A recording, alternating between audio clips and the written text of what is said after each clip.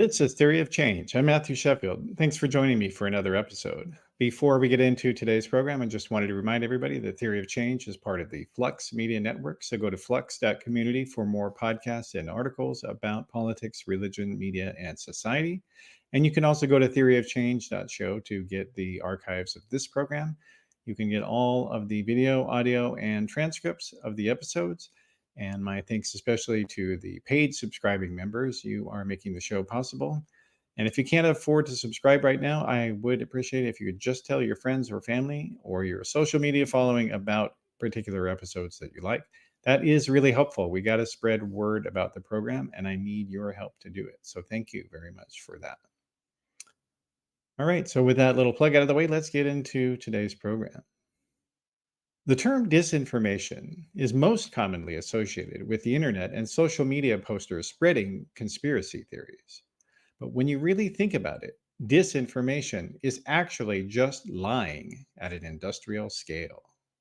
While various authoritarian governments have always used lying in propaganda, the history is crystal clear that the modern tactics of lying at an industrial scale were invented in the mid 20th century by American tobacco companies, desperate to stave off federal regulation of their disease causing products.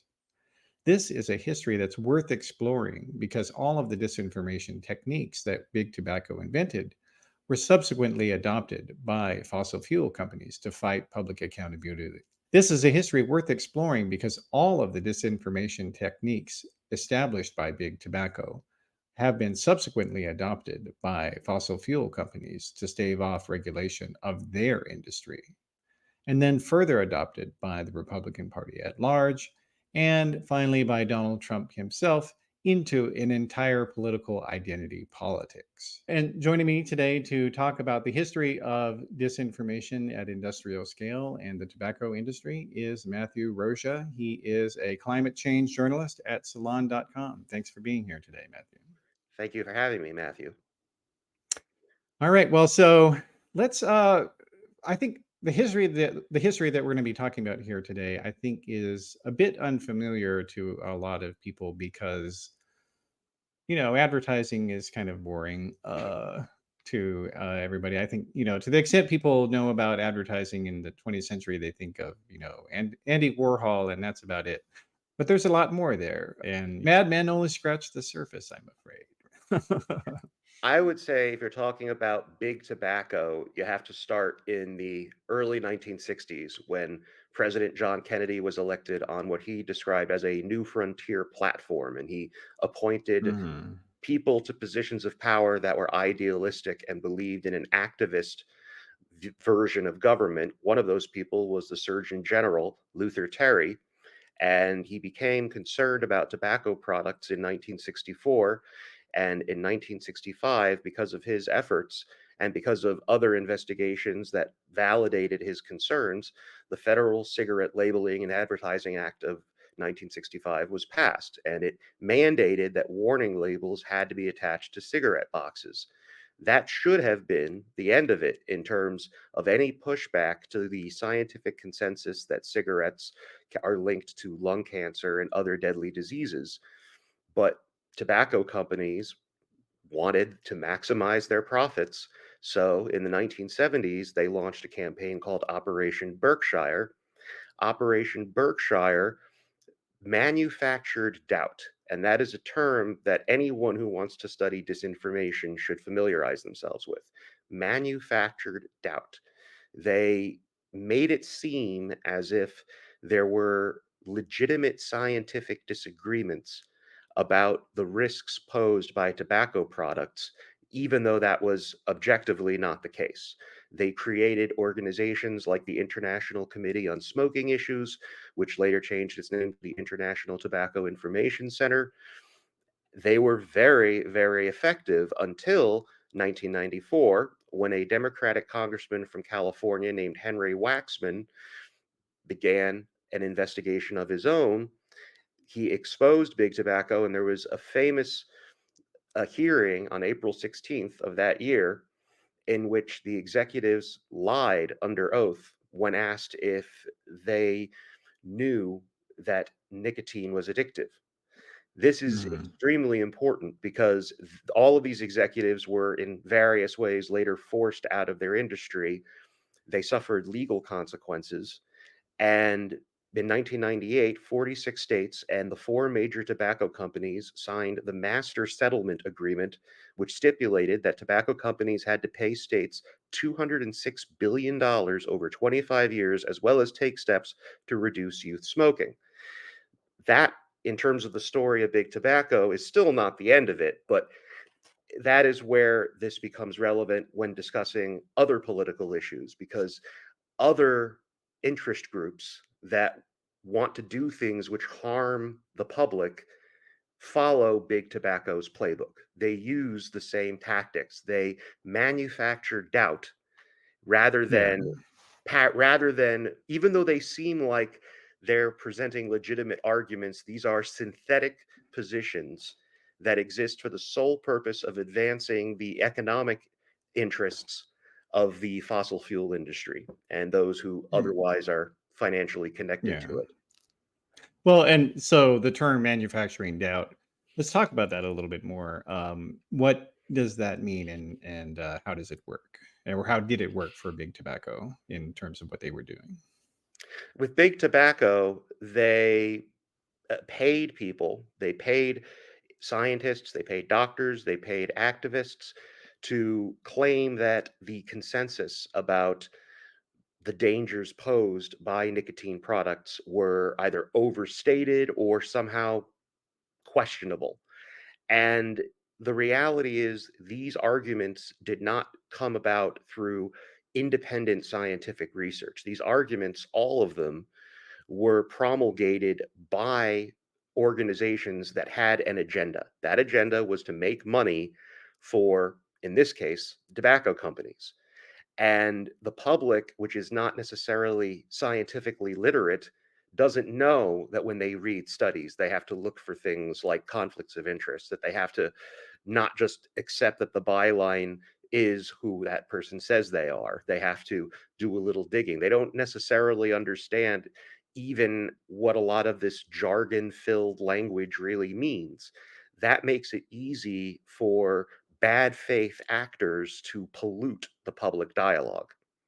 Yeah. And Well, and also to do it and to use, people who have actual real scientific credentials to deliver disingenuous arguments that some of which may even be true in a limited sense. In other words, that they may address one specific peripheral point in regards to a scientific consensus, but it's not in any way essential to it. So, in other words, you might say, well, they might expose someone having fudged on some research, something, or committed some plagiarism or something like that, and claim, well, see, then this invalidates everything that the entire scientific community is saying about whether it's tobacco and cancer or climate change or whatever.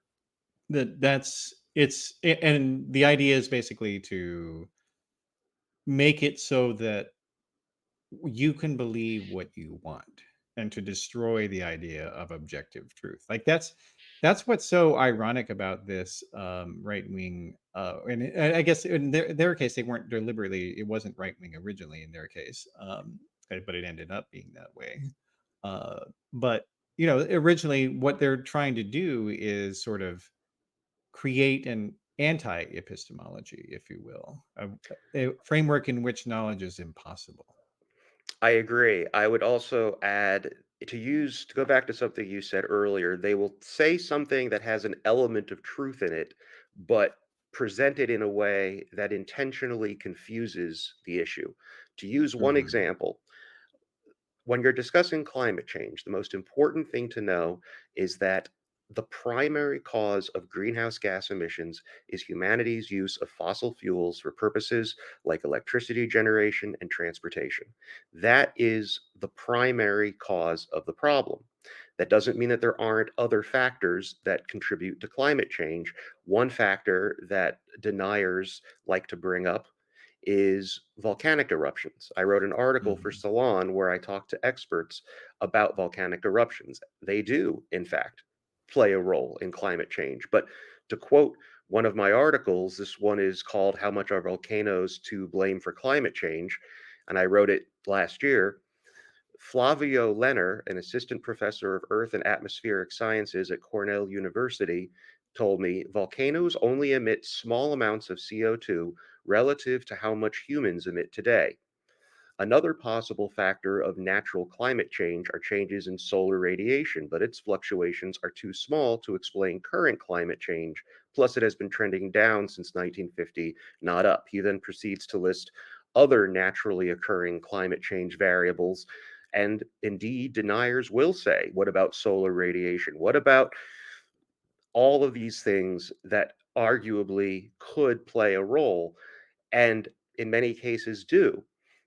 All of that can be used to confuse people who aren't familiar with the science and convince them that, well, reducing fossil fuels isn't necessary, eventually eliminating fossil fuels isn't necessary because we'll still have climate change. That is objectively untrue.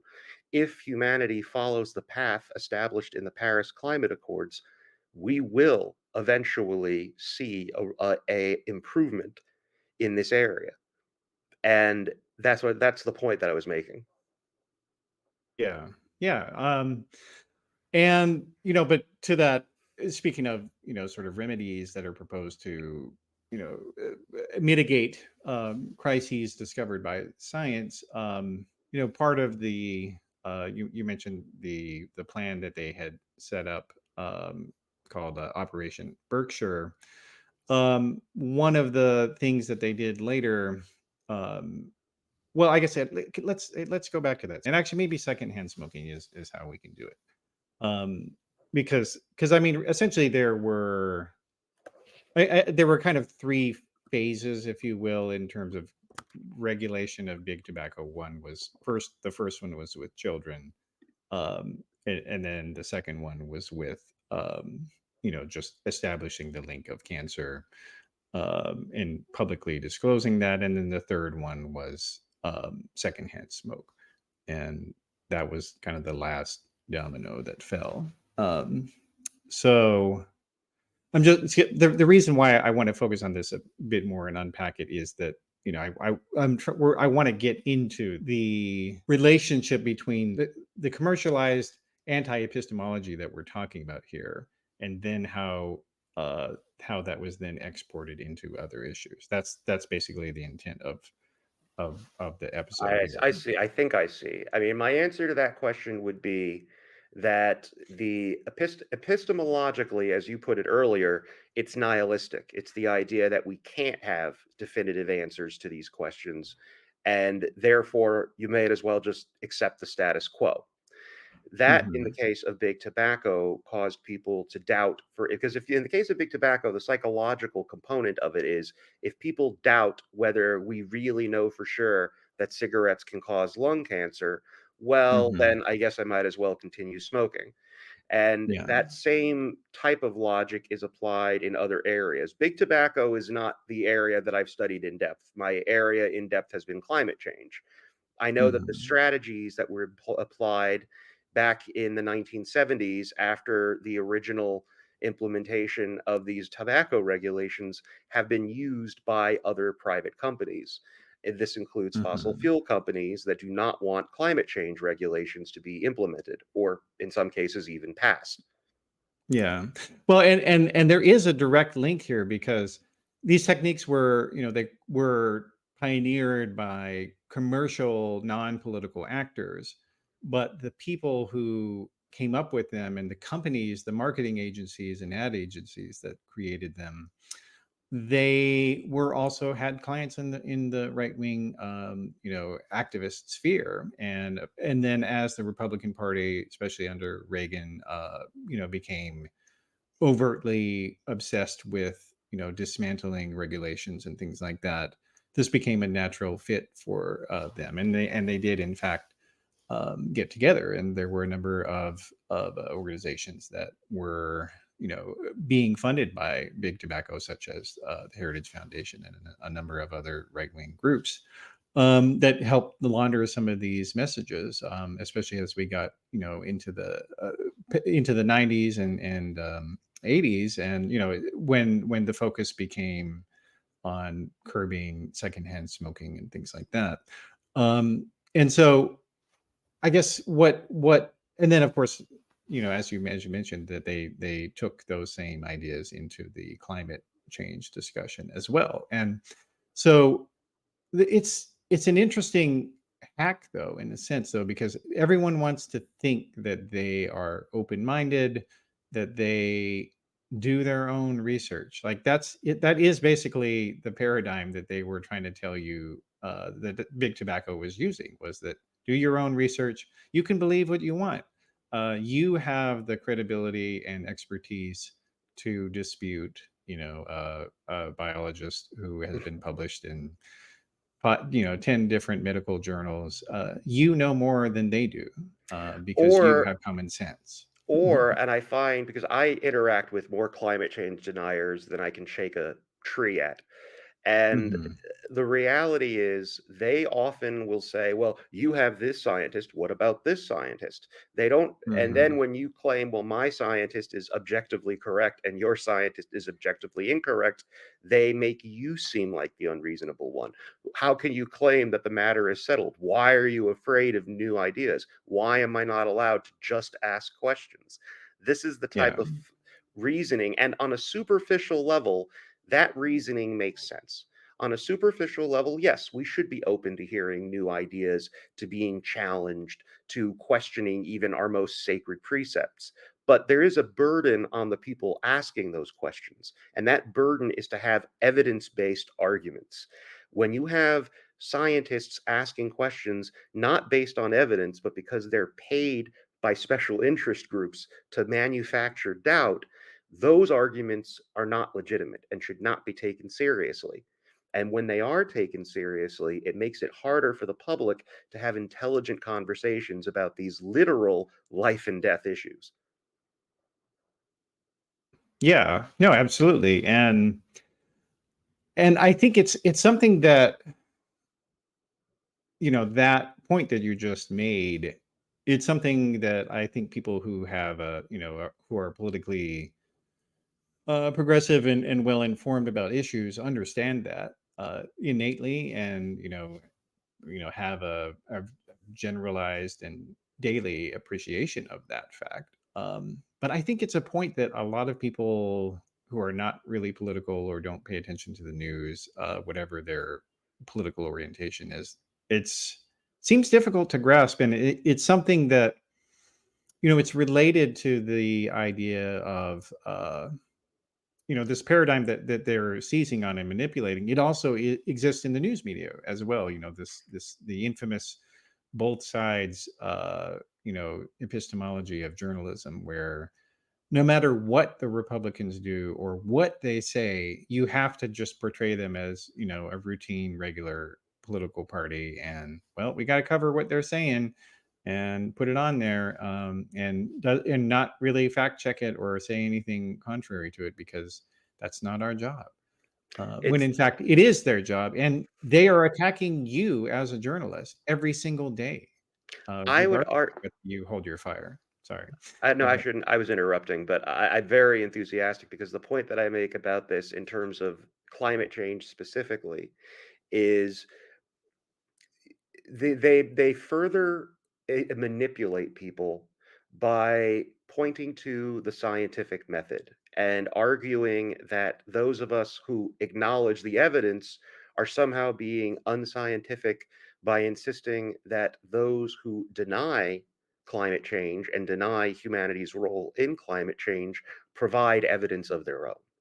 That is the underline the bottom line that everyone needs to know in terms of climate change is that if humanity significantly reduces its greenhouse gas emissions, particularly those that are linked to fossil fuels like carbon dioxide, we will be able to prevent a future of intense weather disruptions, heat waves, droughts, food shortages, and other calamities. This is what we're trying to accomplish. It is, at its core, a pollution reduction problem. And we're not able to have an intelligent conversation about how to solve that problem because people who are profiting from the status quo are manufacturing doubt. creating doubt not based on evidence, but based on flooding the zone with shit, to use an expression that was coined by someone, and I have heard before. It refers to the It strategy of was just Steve put Bannon, actually. Steve Bannon. You knew who Yeah. coined that? Yes, it's a good expression. Um, I'm actually also thinking because one of the pivotal points in the history of manufacturing doubt for climate change was in 2003. That was when Mhm. President George W. Bush, at Vice President Dick Cheney's urging, fired his Environmental Protection Agency head, Christine Todd Whitman. Whitman acknowledged that climate change was real, and although she preferred free market approaches to addressing environmental problems, she was not a science denier. Mhm. Cheney and the fossil fuel industry, of which he was a part through his connection to Halliburton, wanted her gone. And in 2003, when she was removed from power, that was the tipping point at which the mainstream within the Republican Party stopped acknowledging that human activity is causing climate change. Before 2003, Republican presidents were not explicitly anti science. They preferred more conservative policy approaches to addressing environmental problems, but they didn't challenge the notion that scientific inquiry was in itself important. Now there Mhm. are millions of people who distrust climatologists as a group, who distrust geologists as a group, who distrust whole branches of well established science that is based on centuries of research because philosophically it's incompatible with what they've been told to believe about climate change. That Yeah. is a form of mass insanity, is it not? It is, and one of the ways that they do that, and you do talk about this. So, and just for reference, we're this discussion is built around two articles that you wrote for Salon, which will definitely be in the show notes. I encourage everybody to check those out after we're done here. But yeah, the one of the techniques of creating this thoughtless response in the to susceptible people is to create a false sense of urgency and to lie about mitigation efforts, and they did that in the 90s when people were trying to say, look, secondhand smoking is killing people and giving them cancer. They promulgated the idea that, well, you just want to ban cigarettes entirely and make them illegal, and you're going to create this giant massive black market, and you're going to create all these crimes, and you're going to subsidize the mafia with this, and et cetera. And then they've recycled the same thing today with regard to climate change, policies to reduce carbon, claiming that it would create communism, that it would destroy the market. And it's they're trying to create panic with people who don't really know anything about policy or what would entail. And the reality is that as the various Green New Deal proposals have demonstrated, these are not anti-capitalist proposals that are being advanced, and in fact, people would be given lots of money rather than having their livelihoods taken away, because because climate change activists understand that you have to make it possible for people to do this. It, So it, yeah. if I may, it reminds me of a quote from Dr. Michael E. Mann, a climatologist at the University of Pennsylvania, who I interview frequently. And in my article, the one that we're discussing about Vice President Cheney and his role in creating this movement of misinformation, so to speak, Mhm. Mann said it was a harbinger of things to come because, of course, after this, the bad faith attack by Republicans on climate science has now metastasized to our entire body politic and to the very notion of fact based discourse. That Yeah. sums it up perfectly. Dick Cheney did not want Christine Todd Whitman as Bush's EPA head because her policies would cost fossil fuel companies money. And I do believe that fossil fuel companies are correct about one thing. Eventually, we will need to transition entirely away from use of fossil fuels.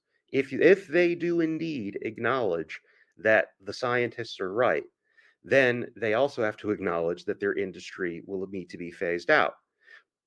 But the obvious question is what matters more? Their desire to make as much money as possible doing what they've been doing for decades, or the species of the planet needing to survive without the climate being changed by greenhouse gas emissions. Yeah. Well, and there is another parallel between climate change denial and tobacco and big tobacco's tactics earlier, is that both of these industries had privately developed research which showed that they were creating a problem for humanity through their products, and they suppressed it and did not release it to the public. And can you talk about that parallel, if you will?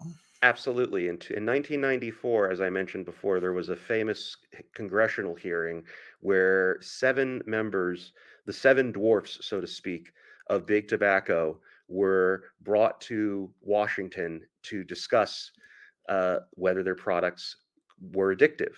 And Hmm. they lied under oath. They perjured themselves. It was later proven through investigation that they had commissioned these inquiries, their own private studies into their products, and knew through that independently financed research that their products Hmm. were addictive. So when they told Congressman Henry Waxman that they did not think that their product was addictive, they were lying. This was not a legitimate difference of opinion. They were saying something that they knew to be false.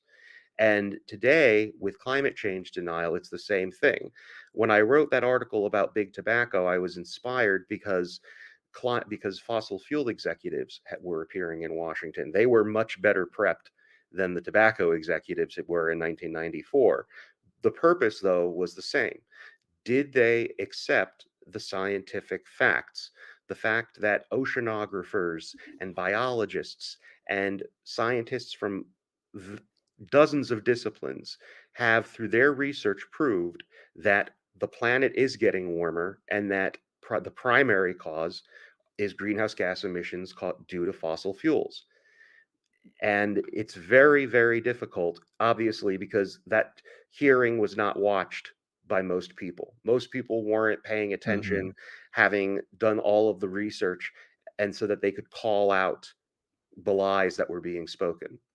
But and that's, I guess, where as a journalist it can be frustrating because I know people personally who are climate change deniers who will talk to me about misinformation they read and act as if that misinformation is as valid as the information that I receive from scientists who spend years in the field conducting research, having it peer reviewed, which means that, and that's what I think a lot of the public doesn't understand about is that the peer review process, as long as it's done with integrity, is very rigorous. There is no ideological agenda causing people to say that the earth is getting warmer. These are scientists who just who go out and do the research, bring it back, and then have to have it tested by other scientists to prove that it is Hmm. worthy of being published.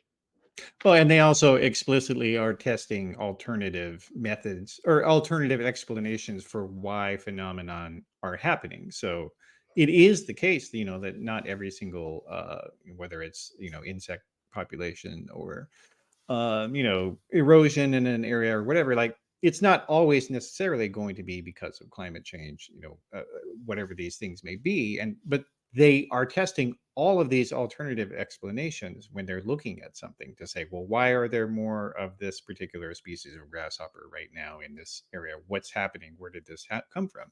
And so they'll go and, propose, oh, well, it's maybe this one, maybe it's this one.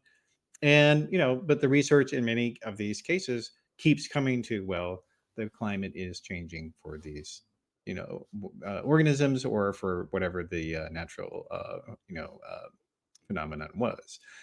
And that's just the reality of it. Like you can, I'm just underscoring your point there. You're 100% right with that. And people, but if you don't understand how science works and how it's made, it can seem like it's a conspiracy if you don't understand it. I would also like to quote something. I actually had the privilege of interviewing Christine Todd Whitman for Salon for an article I wrote about centrism. I'll share the link with you. It was called Where Okay, Have All the great. Centrists Gone? And she said, those who are yelling the loudest have gotten the microphone, and those are the ones that get the attention of the press. That also succinctly encapsulates part of the problem when it comes to fighting misinformation, is that they are the loudest voices, and they are the voices which have the microphone, in this case, the funding of special interest groups that want their agenda to prevail. Yeah. Okay, great. Let me click that so I will have that. Okay, great. Um, the techniques of disinformation, the methods of propagating it, the of spreading the idea of anti-epistemology. It's of course inherent in Donald Trump's entire shtick, and his, especially in regards to his false claims about the 2020 election. And there are millions of right-leaning people in the United States now that they want to desperately believe that they themselves and their belief system are not linked to Donald Trump and what he's done inside the Republican Party, that they think that he did this uniquely and just sort of came out of nowhere and made everyone in the Republican Party insane. But as we've been talking about today, like all of this has just built upon each other. That once you've established that nothing can be true, that expertise is not real, that academics and scientists are lying to you, then anything is possible. Anything can be true. Any belief can be, you can believe whatever you want. And so that's why to this day, a majority of Republicans now believe that Donald Trump did not lose the 2020 election. And now we've reached the point where they believe that the January 6th Capitol invasion, the only invasion and refusal to concede peaceful transfer of power in American history, was somehow not inappropriate. That I'm is the glad Republican belief. I'm glad that you drew that connection, because I think it's not only not a coincidence. In ways you can understand one better through comprehending the other. To understand how people can see footage of these rioters pouring into the Capitol, footage of Ashley Babbitt trying violently to murder the Vice President of the United States, footage of of police officers being abused, and somehow they'll just buy what a right-wing media outlet tries to sell them through manipulated edits as an alternative reality. It speaks to an almost cravenness, a craven Hmm. disregard for the truth. And once you understand that they want to not accept reality, it suddenly is a lot easier to comprehend how they can deny thousands of scientists and their research, and deny what thousands of politicians, their own elected officials, experienced, because they want to believe that Donald Trump isn't a would-be despot, and they want to believe that they can continue using fossil fuels in the ways that they find pleasurable without it harming the planet. And damn anyone who will tell me not to drive to the polls in an SUV on November 2024 and vote for Trump. Yeah. Well, so what are you thinking that are for people who are aware of what's going on in this regard? Have you given any thought about what can be done to sort of counteract this anti-epistemology? And I have spent a great deal of time pondering that question, because I, like I said, know a lot of people who are right wing. I care about them. I don't think that they are bad people. I just think that they have been misinformed. But pride is a very difficult barrier for most to overcome.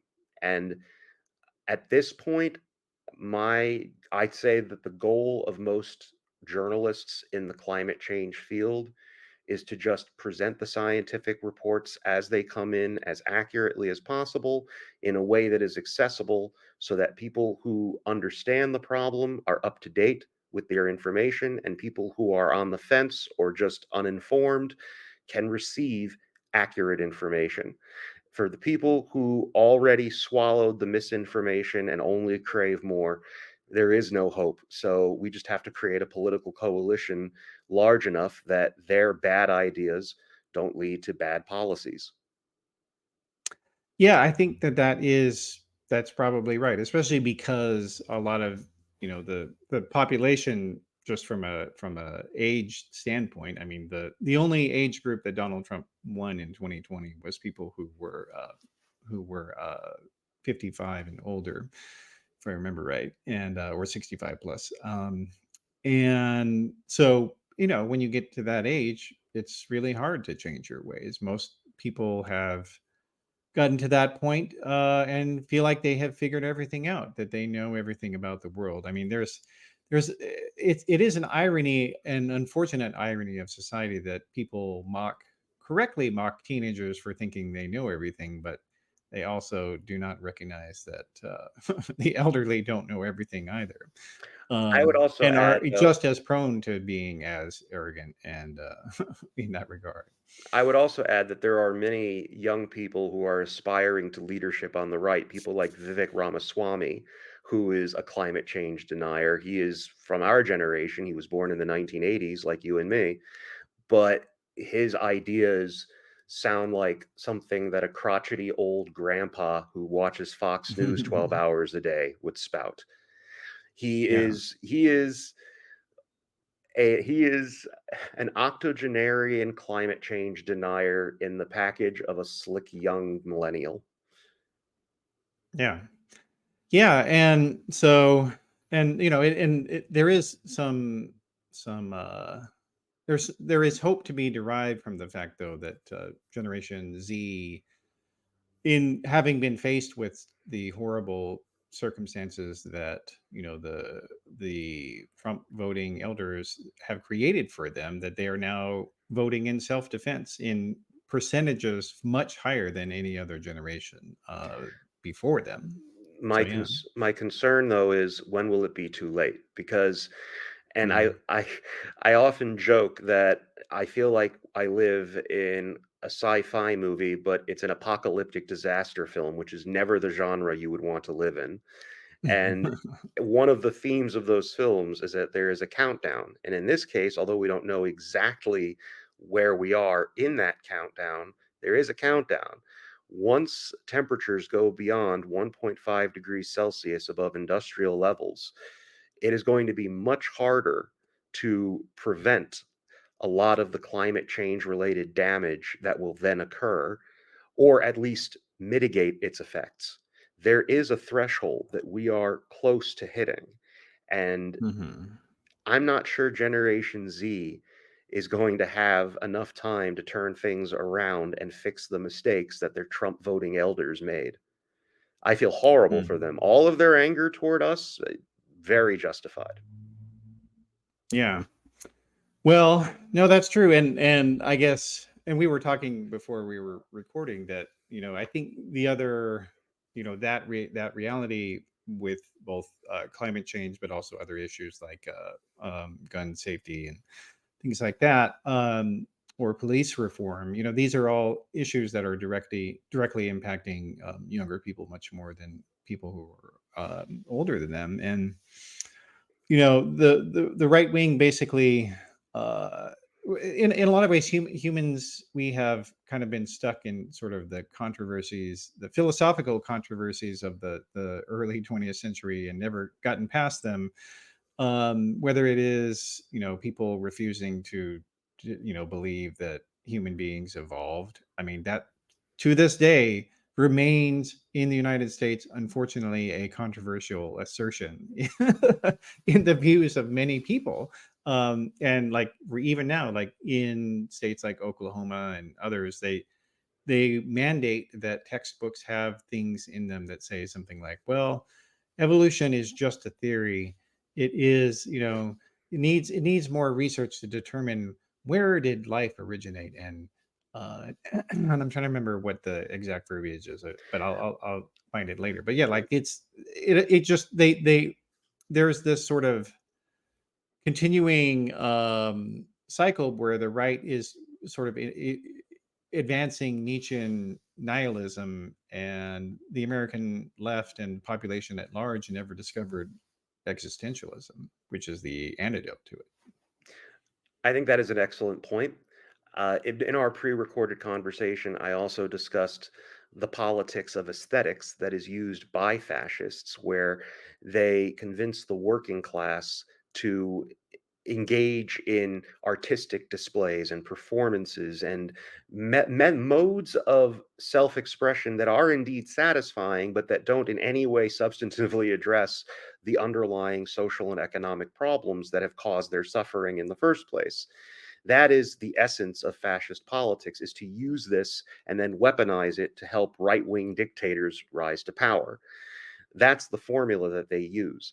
I would say what concerns me about the climate change issue specifically is this is one where denying the truth could radically alter the planet itself. To return to what you said about evolution versus creationism, obviously the creationists are just as anti science as the climate change deniers, but the stakes are lower because the species does not risk being significant, suffering billions of deaths and a Yeah. radical civilization altering series of intense weather occurrences because people don't want to admit that humans evolved from monkeys. The stakes are lower. That doesn't mean that the Yeah. science is any less poor, but the stakes of the misinformation being promulgated are much lower. Yeah, that's true. Yeah, and I think that is unfortunately one uh problem with the moment that we live in, where, in the past, the false beliefs, there weren't, there was, I think, early, in the earliest stages of human history, if you believe, that diseases were caused, by being unholy, or, whatever random thing that could be harmful to you. But then, as we sort of achieve some sort of rudimentary medical science, most people seem to get on board with that, right? They understood, you don't see almost anybody challenging germ theory, for instance, or things like that.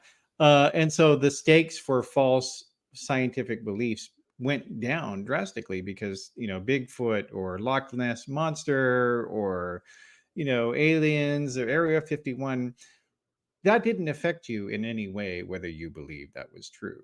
If you believe that, the CIA shot JFK, even, like, that didn't really But impact then your life or the but rest then of the of society. But then you have the anti-science rhetoric that emerged during the worst days of the COVID-19 pandemic. People would refuse to Yeah. get vaccinated. People would refuse to wear masks.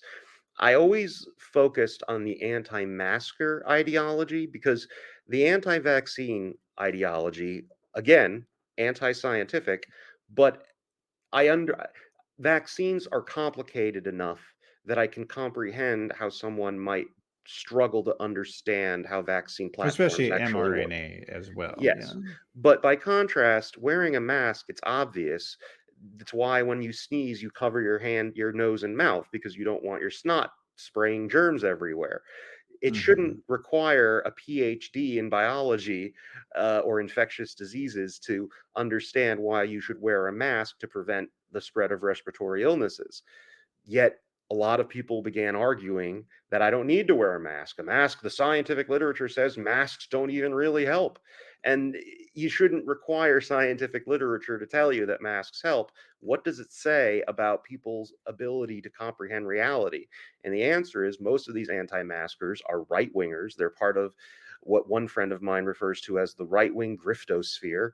And they don't accept they can be duped into ignoring the evidence before their very eyes about something like wearing a mask to prevent the spreading of respiratory illnesses because their ideological masters tell them to believe that.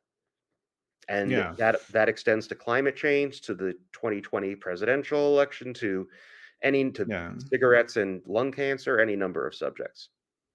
Yeah. And just on that point, it is interesting that Republicans, in the let's say 90s, or in 2000s, were just as likely as Democrats to support vaccines, actually. And so they became more radicalized on this point because their media told them to do it. they tell them what to believe, and while also telling them that they're independent thinkers. I mean, that is the horrible irony of this. They define an independent thinker as someone. It becomes a brand. It Yeah. becomes a brand that is disconnected from the objective meaning of the phrase independent thinker. Yeah, they became a herd of independent thinkers with all the same ideas. They did indeed. They did indeed. All right, well, so it's been a good discussion here today, Matt. Let's. Well, we already got up on the screen, so let me say that again. All right, so it's been a great discussion today, and I hope the audience has enjoyed it as well. And for people who want to keep up with you, you are on social media at Matthew Rozsa, and for if you're listening, that's Rozsa. Bye, Um, everyone. and uh, and I guess they can get you on salon.com as well, right? They can indeed. Okay, awesome. All right, thanks a lot. Bye. Bye. All right. Thank you, Matt. I appreciate this. This was a lot of fun. I appreciate you having me on. I'm looking forward to seeing this go up. All right, so that is the program today. I appreciate everybody for joining us for the conversation. And you can always get more of this program if you go to theoryofchange.show. You can get the full video, audio, and transcripts of all the episodes.